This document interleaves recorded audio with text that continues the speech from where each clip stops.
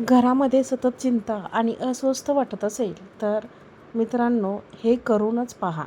श्री स्वामी समर्थ. मित्रांनो, जर तुम्हाला तुमच्या घरामध्ये आनंदी वातावरण वाटत नसेल, तुम्ही नेहमीच अस्वस्थ राहत असाल, सारखा आळस भरल्यासारखं वाटत असेल किंवा तुमच्या घरामध्ये पैशाची चणचण भासत असेल, तर आजपासूनच हे काम सुरू करा.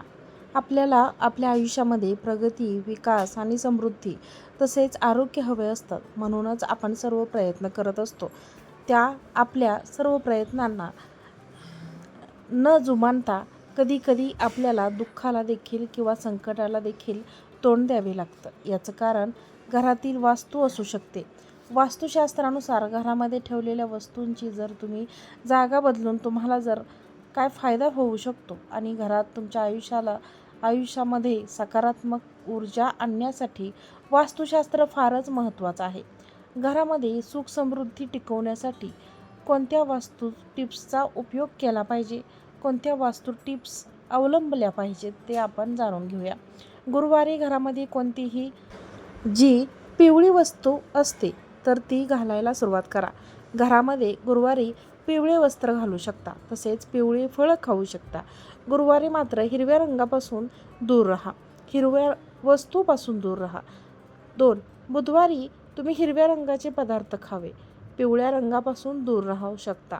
असे केल्याने घरामध्ये सुख शांती समृद्धी वाढते, आनंद वाढतो, समस्या देखील दूर होतात आणि घरामध्ये आनंदी वातावरण तयार होतं. कारण ग्रहवाराच्या दिवशी त्या ग्रहाची समान असलेला रंग घातल्याने तो ग्रह आपल्याला शुभ परिणाम देतात. शुक्रवारच्या दिवशी लाल कपडे परिधान करू शकता.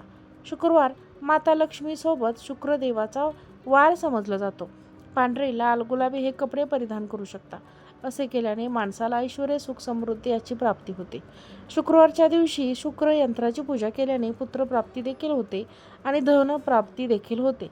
वास्तुशास्त्रानुसार सकाळी उठल्यावर तुम्ही सर्वात आधी तुमचा मुख्य दरवाजा स्वच्छ करा आणि सजवा. यामुळे देवी लक्ष्मीचा आशीर्वाद तुमच्यावर राहतो आणि घरामध्ये सुख समृद्धी यासोबतच भरपूर नवीन पैसे येण्याचे स्रोत देखील उपलब्ध होतात. वास्तुशास्त्रानुसार घराचा मुख्य दरवाजा हा ऊर्जेचा स्रोत मानला जातो. घरामध्ये सकारात्मक ऊर्जा आणण्यासाठी मुख्य दरवाजावर तांदळाचे पीठ किंवा मग रांगोळी छोटीशी काढावी. यामुळे देवी लक्ष्मी घरामध्ये येते, सकारात्मक ऊर्जा देखील येते आणि आपल्या घराला कोणाची नजर लागत नाही. कारण बाहेरून चालणारी व्यक्तीची नजर पाहिली तर त्या रांगोळी पडते आणि वाईट नजरेपासून आपल्या घर बचावते. जर तुम्ही दररोज रांगोळी काढू शकत नसाल, सकाळची काही गडबड असते, तर तुमच्या घराच्या प्रवेशद्वारावर सिंदूर किंवा कुंकू लावून ओम जीवामक शुभेच्छा ओम लिहून, यामुळे तुमच्या घरामध्ये कधी कोणताही आजार प्रवेश करणार नाही. नकारात्मक ऊर्जा देखील तुमच्या घरातून निघून जाईल. तुमच्या घरामध्ये सदैव सकारात्मक वातावरण तयार राहील. असे मानले जाते की जेव्हा तुम्ही जेवायला बसता त्याआधी तुम्ही 5 लोकांना खायला द्यावे, जेणेकरून तुमच्या घरात कधीही पैशाची कमतरता भासत नाही. यासाठी अन्न शिजवताना पहिली भाकरी गाईला, दुसरी भाकरी कुत्र्याला, तिसरी भाकरी माशांना, तर चौथी भाकरी पक्ष्यांना किंवा मग पक्ष्यांना धान्य देखील तुम्ही देऊ शकता. आणि मुंग्यासाठी सुद्धा साखरपीठ खायला द्यावे. यामुळे सुद्धा तुम्हाला तुमच्या घरामध्ये सुख समृद्धी प्रवेश करते. यामुळे आपल्याला पंचमहायज्ञ केल्याचे पुण्य देखील मिळते. आपल्याला लागलेले सगळे दोष हळूहळू कमी व्हायला मदत होते आणि आपल्यावर आपले पूर्वज देखील खूप खुश होतात. आपल्यावर त्यांची कृपा राहते. आपल्याला चांगले शुभ परिणाम येतात. आपल्या प्रगतीमध्ये येणारे अडथळे हळूहळू कमी होतात. त्यामुळे घरामध्ये पैसा येण्याच्या मार्गात येणारे अडथळे देखील कमी होतात. म्हणूनच जेव्हा संधी मिळेल तेव्हा या 5 पैकी एक तरी नक्की खायला द्या. याशिवाय असे म्हटले जाते की घराचे मुख्य प्रवेशद्वारावर तुळशी आणि चमेलीचे झाड लावल्याने घरामध्ये संपत्ती येते. सकाळी उठल्यावर या व्यक्तीने झाड आवश्यक पाहावेत. याशिवाय हिंदू धर्मात तुळशीचे रूप पवित्र मानले जाते. वनस्पती बहुतेक हिंदू घरामध्ये आढळते. तुळशी ही वनस्पती दररोज तिची पूजा केली जाते. यासोबत देशी तुपाचा दिवा देखील लावला जातो. वास्तुशास्त्रानुसार घराचा मुख्य दरवाजावर बेलाचे झाड मुख्य लाल कापडात ते दरवाजावरती लटकवा आणि यामुळे घरात नकारात्मक ऊर्जा प्रवेश करणार नाही. कुटुंबातील सदस्यांना धनाची देवी माता लक्ष्मीचा आशीर्वाद मिळेल. याशिवाय घरातील वास्तुदोष देखील दूर होईल. जर घरातील गृहिणी सकाळी उठल्यानंतर घराचा मुख्य दरवाजावर तांब्याच्या पाणी घेऊन तांब्यामध्ये ते जर घरभर शिंपडत असेल, रात्रभर राहिलेले पाणी सर्व वाईट ऊर्जा निघून जाते आणि सकारात्मक ऊर्जा घरामध्ये प्रवेश करते. यामुळे देवी लक्ष्मी घरात प्रवेश करण्याचा मार्ग देखील तिचा मोकळा होतो. जर तुम्हाला घरामध्ये सुखशांती हवी असेल तर प्रत्येक अमावस्येच्या दिवशी पूर्णपणे घर स्वच्छ करा. घरामधील टाकाऊ आणि निरुपयोगी वस्तू बाहेर ठेवा. तर तुम्हाला घरातील शांती आणि आनंद हवा असेल, आनंद टिकून ठेवण्यासाठी सकाळी आणि सायंकाळी प्रार्थना करा आणि मुख्य प्रवेशद्वारावर दिवा अगरबत्ती लावा आणि संध्याकाळी घरी मंदिरामध्ये पूजा करू शकता. तुम्हाला तुमच्या घरात आनंद घ्यायचा असेल किंवा यायचा असेल तर घरी लाफिंग बुद्ध ठेवू शकता, कारण लाफिंग बुद्ध हे आनंदाचे आणि समृद्धीचे प्रतीक आहेत. वास्तुशास्त्रानुसार लाफिंग बुद्ध हे ठेवल्याने सुख शांती मिळेल. कुटुंबातील सदस्यांना आर्थिक संकटांचा सामना देखील करावा लागणार नाही. याशिवाय जर तुमच्या बेडरूममध्ये बुडत्या जहाजाचे चित्र, महाभारतातील युद्ध किंवा हिंसक प्राण्यांची चित्र असतील तर त्यामुळे सुख समृद्धीचे ते कारण बनतात. वैवाहिक जीवनात ते तणाव निर्माण करतात. म्हणूनच तिथे ते आज आपण आपल्या बेडरूममधून अशी चित्रे दूर करा. सूर्यास्ताच्या वेळी घर झाडू नका. त्यानंतर असे केल्याने धनाची हानी होते, माता लक्ष्मी रागवते आणि आपलं घर सोडून जाते. यामुळे पैशांची कमतरता भासू शकते. शक्यतो सायंकाळी 5:30 वाजेपर्यंत घर झाडून पुसून स्वच्छ करून घेऊ शकता. लक्ष्मी यावेळी घरामध्ये येते. केरकचरा, घरातील खरकटे असे सामान उकरड्यावर फेकू नका किंवा दारामध्ये ठेवू नका. कापूर जाळणे ही प्रार्थना. कापूर जाळला असला तरी ती रात्री झोपण्यापूर्वी तुपात बुडवून कापूर जाळला पाहिजे. यासोबतच त्याचा धूर संपूर्ण घरात पसरवा. असे केल्याने घरामध्ये शांती राहते. असे मानले जाते की असे केल्याने नकारात्मक ऊर्जा देखील घरातून बाहेर पडते.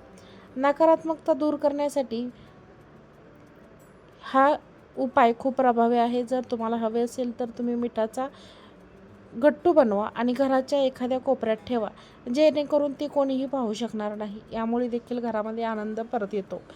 वास्तुशास्त्रानुसार घराचा ईशान्य कोपरा सर्वात पवित्र आणि सकारात्मक भाव मानला जातो. या कोपऱ्यामध्ये देवी देवता राहतात. जीवनात प्रगती आणि यश मिळण्यासाठी हे ठिकाण नेहमी प्रकाशमान आणि स्वच्छ ठेवले पाहिजे. या ठिकाणी पूजाघर मानले जाते आणि हे खूप शुभ आहे. वास्तुशास्त्रानुसार आवश्यक पाणी ठिबकणे किंवा नळ गळणे हे पैशांचे नुकसान दर्शवते. वास्तुशास्त्रानुसार नळ किंवा टाक्यांमधून पाणी टपकत असेल तर ते अशुभ मानले जाते. सुख आणि समृद्धी अशा घरामध्ये जास्त काळ टिकत नाही. घरात सुख, समृद्धी आणि शांती राहावे म्हणून असा वास्तुदोष त्वरित दूर करावा. ज्योतिषशास्त्रानुसार आपले ग्रह हे शुभ परिणाम देतात. त्यापैकी गुरुग्रहाला सुख समृद्धीचे कारक मानले जाते. जीवनात गुरुग्रह बळकट करण्यासाठी फरशी पुसण्याच्या पाण्यात थोडे मीठ आणि हळद मिसळा. या उपायाने फरशी पुसून टाका. जीवनात प्रगती होण्याची शक्यता वाढते. दररोज देवाची पूजा करावी. घरामध्ये अगरबत्ती लावावी, दिवे लावावेत. यामुळे घरातील वातावरण शुद्ध राहते. पूजा करताना नेहमी पूर्व किंवा उत्तर दिशेला आपलं तोंड असावे. संध्याकाळी घराचा कोपरा उजेडत असला पाहिजे. अंधार राहणार नाही याची काळजी घ्या. प्रत्येक कोपऱ्यामध्ये उजेड असावा, कारण अंधाराच्या ठिकाणी नकारात्मक ऊर्जा जास्त सक्रिय असते. त्याच्यामध्ये वाईट घटक जास्त असतात. असे मानले जाते की अन्न शिजवल्यानंतर प्रथम ते देवाला अर्पण करावे, जेणेकरून घरामध्ये अन्न आणि पैशाची कमतरता भासू नये.